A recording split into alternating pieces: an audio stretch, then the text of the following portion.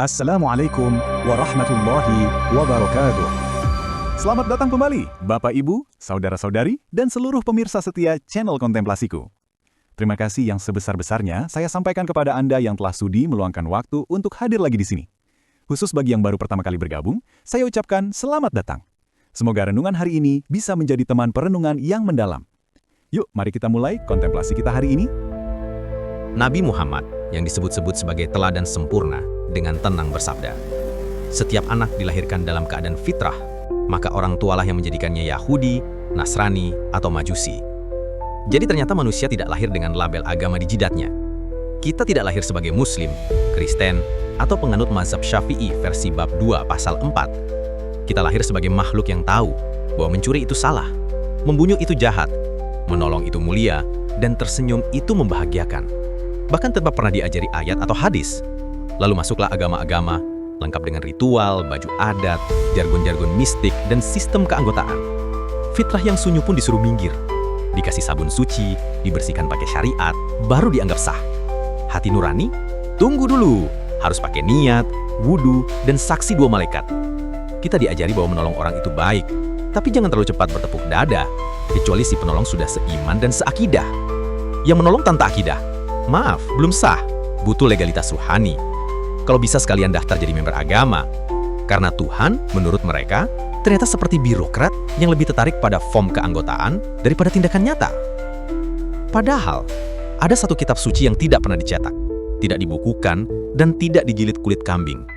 Ia tak pernah diterjemahkan ke dalam bahasa Arab, Ibrani, Latin, atau Sanskerta. Ia tak butuh guru, tak butuh tafsir, bahkan tak butuh wudhu untuk menyentuhnya. Namanya Hati Nurani. Dan herannya, kitab inilah yang justru paling jarang dibaca oleh para penganut agama.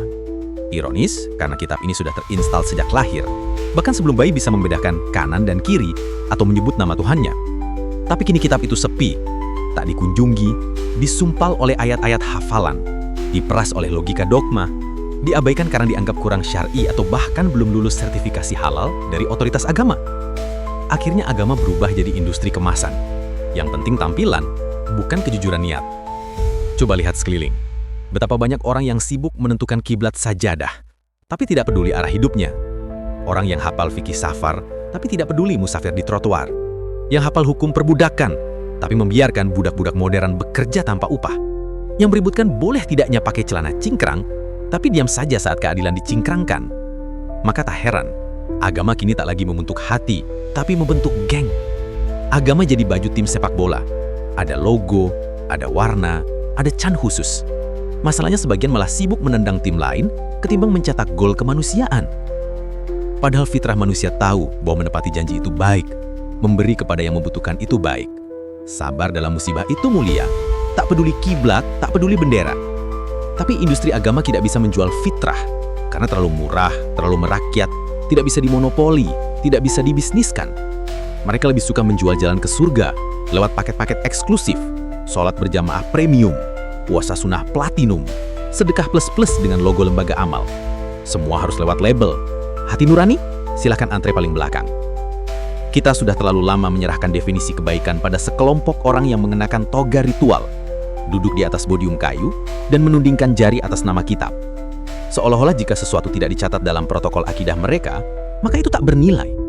Padahal fitrah manusia tahu kebenaran sebelum ia sempat dipaksa masuk agama manapun.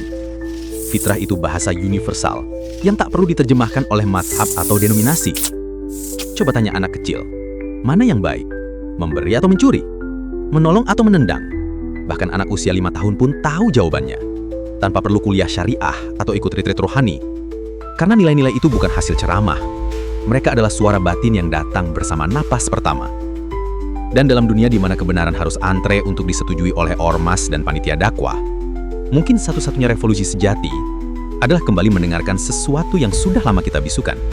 Kembali ke agama fitrah yang lurus. Jika Bapak Ibu belum subscribe, saya dengan tulus mengundang untuk bergabung. Di channel ini, kita tidak mencari kebenaran yang nyaman. Kita mencari kebenaran yang berani, utuh, dan penuh tanggung jawab. Tekan tombol subscribe dan aktifkan lonceng notifikasi agar tidak ketinggalan edisi berikutnya. Wassalamualaikum warahmatullahi wabarakatuh.